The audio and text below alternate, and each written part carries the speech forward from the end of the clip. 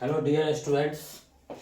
आज हम लोग क्लास 10th हिस्ट्री का चैप्टर नंबर 5 अर्थव्यवस्था और आजीविका औद्योगिकरण का युग, इस चैप्टर को हम लोग स्टार्ट करेंगे। और इस चैप्टर में सबसे पहले हम लोग समझेंगे कि औद्योगिक क्रांति है क्या, ठीक है, और इसकी विशेषता क्या है। तो ये स्टार्ट करने से पहले हम लोग यूरोप में बहुत सारा क्रांति पढ़े, फ्रांस की क्रांति, रूस की क्रांति। तो वो जितना भी क्रांति हम पढ़े तो आप देखिएगा वो सारा क्रांति जो था एक वर्ग विशेष क्रांति था, और सब में जो है नागरिक का जो है विद्रोह था राजा के प्रति, निरकुंस राजा के प्रति। उसके शासन को हटाने के लिए सब सड़क पे आ गया था, ठीक है। कितना खून बहा था, कितना रक्त बहा था।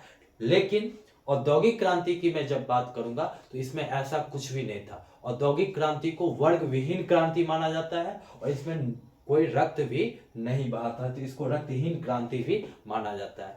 औद्योगिकरण होता क्या है?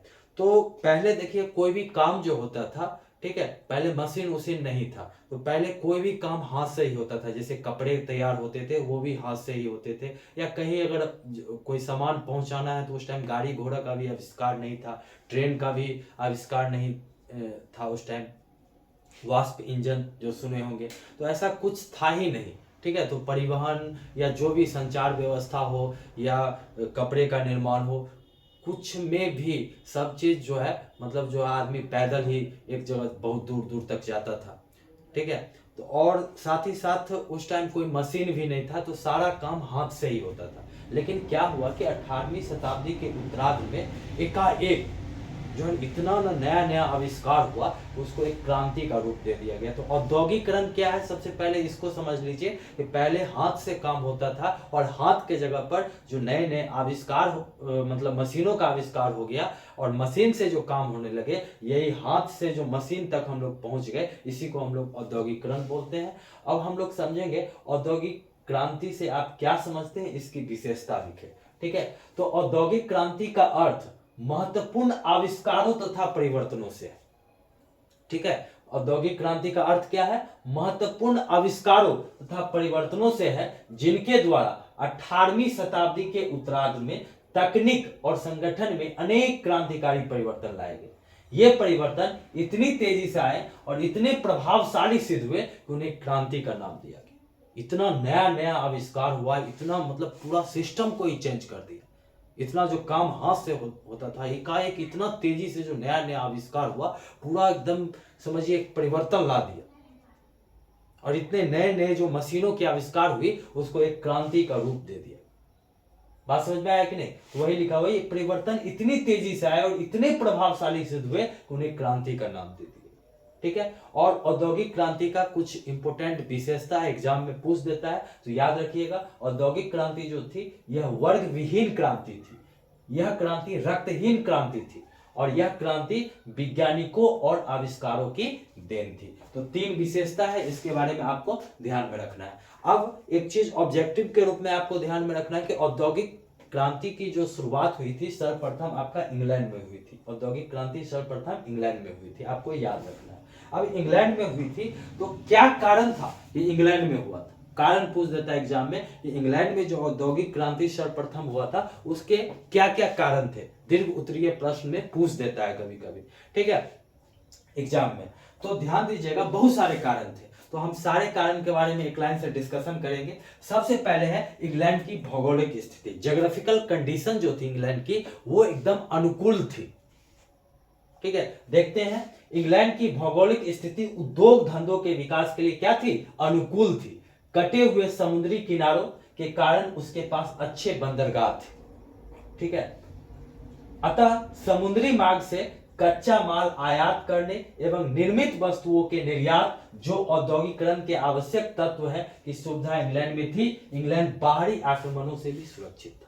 अब मान लीजिए कोई भी सामान का जो व्यापार होगा, तो उसमें जो आयात और निर्यात जो होगा, हम कहीं से सामान मंगवाएंगे या हमारे देश में जो बनेगा उसको हम बाहर भेजेंगे, उसके लिए सबसे पहले ये चाहिए कि जो समुद्री मार्ग है वो सही होना चाहिए, ठीक है। तो इंग्लैंड में जो था आपका कटे हुए समुद्री किनारों के कारण उसके पास अच्छे बंदरगाह थे। बंदरगाह क्या होता है? जहां पर बहुत सारा नाव इकट्ठा होता है, ठीक है, जानते होंगे पोर्ट, ठीक है। तो वहां पर बंदरगाह भी अवेलेबल था, जिससे क्या होता था कि कोई भी कच्चा माल हम मंगवा सकते थे और जो भी वस्तु निर्मित होता था उसका हम लोग निर्यात भी कर सकते थे। जो औद्योगिकरण के लिए दो चीज होना बहुत जरूरी है, आयात और निर्यात, तभी जो है औद्योगिकरण सफल होगा। और दोनों यहाँ पर बंदरगाह अच्छा था तो आयात और निर्यात दोनों संभव था, ठीक है, जो औद्योगिकरण के लिए एक आवश्यक तत्व माना जाता है। और ये सारा चीज अनुकूल था यहाँ पर, ठीक है। और इंग्लैंड जो है कोई भी बाहरी आक्रमण से भी एकदम सुरक्षित था,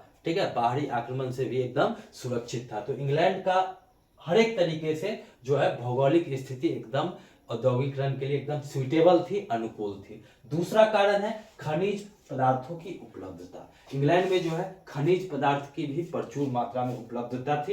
इंग्लैंड में प्राकृतिक साधन खनिज पदार्थ प्रचुर मात्रा में उपलब्ध थे। इंग्लैंड के उत्तरी और पश्चिमी भाग में लोहा और कोयला की खानें उपलब्ध थी। इंग्लैंड का उत्तरी और पश्चिमी भाग में लोहा और कोयला का खान उपलब्ध था, ठीक है। इनसे औद्योगिक विकास के लिए खनिज आसानी से उपलब्ध हो गए। तो खनिज पदार्थ यहाँ पर प्रचुर मात्रा में ऑलरेडी उपलब्ध था, ठीक है। लोहा और कोयला का खान जो है आपका इंग्लैंड के उत्तरी और पश्चिमी भाग में ऑलरेडी उपलब्ध था।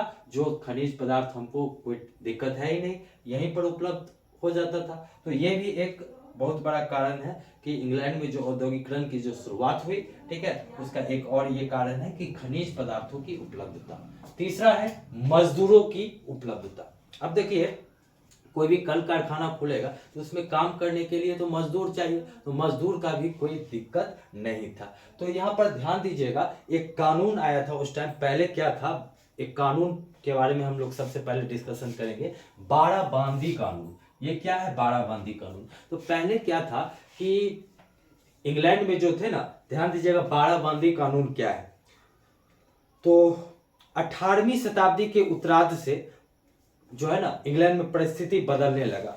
बाड़ाबांदी आंदोलन के कारण खुले खेत समाप्त होने लगे। पहले क्या होता था, वहां खुला खेत होता था, ठीक है, और इस पे जो है बड़े किसानों की व्यक्तिगत संपत्ति बन गए, ठीक है, खुला मैदान होता था, ठीक है। और बाड़ाबांदी का आंदोलन के कारण ये जो खुले मैदान थे, ये जो बड़े किसान होते थे उनके लिए ये क्या हो गया, एक व्यक्तिगत संपत्ति बन गया। और छोटे किसान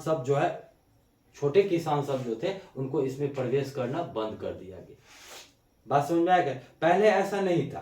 ध्यान दीजिएगा 17वीं शताब्दी की मैं जब बात करूंगा तो इंग्लैंड में खुले खेत होते थे, ठीक है। किसान या ग्रामीण वो वहां से क्या करते थे, उस खुले खेत से जलावन के लिए लकड़ी चुन करके लाते थे, पशुओं के लिए चारा का व्यवस्था वहां करते थे, सब्जी इत्यादि का उत्पादन करते थे। इन पर किसी का व्यक्तिगत स्वामित्व न होकर के पूरे समुदाय का होता था। जब 17वीं शताब्दी में जब खुला खेत था तो वहां से मतलब कोई किसी व्यक्तिगत हाथ में वो नहीं था, पूरे समुदाय उसका यूज कर सकते थे। उस क्षेत्र में जो भी लोग होते थे सबका हक उस पे होता था। सभी जाकर के वहां पशु के लिए चारा, सब्जी का उत्पादन कर सकते थे, जलावन के लिए लकड़ी ला सकते थे, ठीक है। लेकिन 18वीं शताब्दी के उत्तरार्ध में क्या हुआ कि परिस्थितियां बदलने लगी। ये जो खुला क्षेत्र होता था वो बाड़ाबांदी कानून के कारण ये खुला क्षेत्र जो है, खुला खेत जो होता था वो समाप्त होने लगा।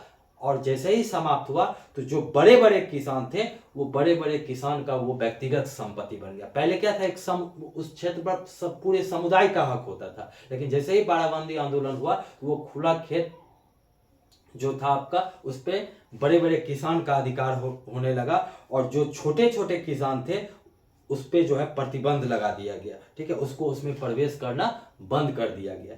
अब देखिए, अब छोटे छोटे किसान जो है ना कुछ काम करते हैं, उससे उनको 2 वक्त की रोटी आता है, जिससे वो अपना परिवार चलाते हैं।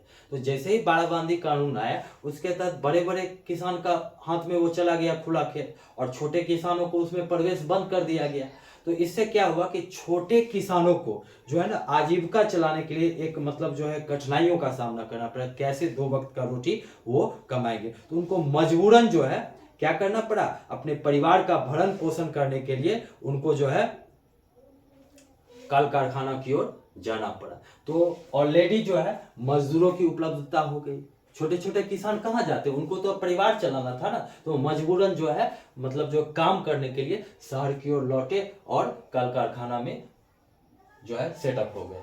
तो यहाँ पर ध्यान दीजिएगा, बाराबंदी कानून से जहां कृषि उत्पादन में वृद्धि हुई एवं भूमिपतियों को लाभ हुआ, वही छोटे किसान अपने भूमि से बेदखल हो गए। अभी समझाए ना बाराबंदी कानून क्या है। बाराबंदी कानून में क्या होता है कि जो खुला क्षेत्र था, क्वेश्चन ऑब्जेक्टिव में पूछ देता है कि बाराबंदी कानून है क्या।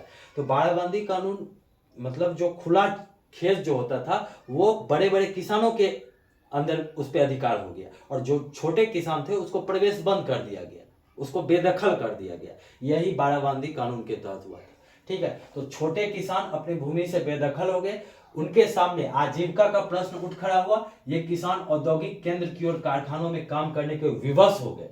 ठीक है, इसलिए इंग्लैंड में कल कारखानों के लिए सस्ते मजदूर सुलभ हुए। उनके पास कोई ऑप्शन नहीं था, वहां से तो वो बेदखल हो गए थे। अब जाते कहाँ, तो जाते तो इनको तो यही एक ऑप्शन था, तो इनको जो है सस्ता में जो है अधिक से अधिक छोटे किसान जो है सस्ता में जो है इनको वहां पर मजदूर के रूप में काम करवाने के लिए रख लिया गया। तो मजदूरों की भी उपलब्धता थी, और मजदूरों की उपलब्धता बाराबंदी कानून के तहत ये संभव हो पाया था। ठीक है, तो यहां पर से एक और क्वेश्चन बन गया कि बाराबंदी कानून क्या है, उसको मैं आपको बतला दिया हूं। ठीक है, उसके बाद चौथा कारण था नए नए मशीनों का आविष्कार। ये तो ऑलरेडी आपको पता ही है, औद्योगिक क्रांति हुआ था तो उसमें इतना नया नया आविष्कार हुआ था। ठीक है, तो वो भी एक औद्योगिक क्रांति होने में जो एक अहम भूमिका निभाया। तो ध्यान दीजिएगा, औद्योगिक क्रांति लाने में इंग्लैंड के वैज्ञानिकों का भी महत्वपूर्ण योगदान था। इन लोगों ने नए नए मशीनों का आविष्कार किया, जिससे वस्त्र उद्योग, परिवहन, संचार व्यवस्था एवं खनन उद्योगों में प्रगति हुई। नया नया जो आविष्कार किया वैज्ञानिक सब उस टाइम, तो जिससे जितना भी उद्योग था, चाहे वो कपड़ा का उद्योग हो, परिवहन हो, संचार व्यवस्था हो, खनन उद्योग हो, सब में एक प्रगति देखने को मिला। ठीक है, उद्योग धंधों में नई मशीनों का व्यवहार शुरू हुआ। पहले हाथ से ही काम होता था, लेकिन जब नए नए मशीन जब आविष्कार हुए तो उद्योग धंधा में वो नया मशीन सब का उपयोग होने लगा। इससे कल कारखाना स्थापित हुए तथा कारखानेदारी प्रथा का विकास हुआ। कारखानेदारी प्रथा क्या, कारखाना नया नया मशीन का आविष्कार हुआ तो नए नए कारखाना भी, उद्योग धंधा भी खुलने लगे और उसमें उस मशीन का उपयोग भी होने लगा। तो ये इसी को हम लोग कारखानेदारी प्रथा कहते हैं। नए नए मशीनों के आविष्कार से जो नए नए कारखाना जो खुलने लगे, सेटअप होने लगे, इसी को हम लोग कारखानेदारी प्रथा कहते हैं। तो इंग्लैंड में जो कारखानेदारी प्रथा का जो विकास हुआ था, यही नए नए आविष्कार के वजह से हुआ था। उसमें वैज्ञानिकों का एक बहुत बड़ा योगदान था, और नए नए आविष्कार से न सिर्फ नए नए कारखाने खुले, बल्कि जितने भी उद्योग थे, वस्त्र उद्योग हो, परिवहन, संचार व्यवस्था, खनन उद्योग, उसमें प्रगति भी देखने को मिला। तो चौथा कारण था नए नए मशीनों का आविष्कार। और पांचवा कारण आपका है परिवहन की सुविधा। अब देखिए,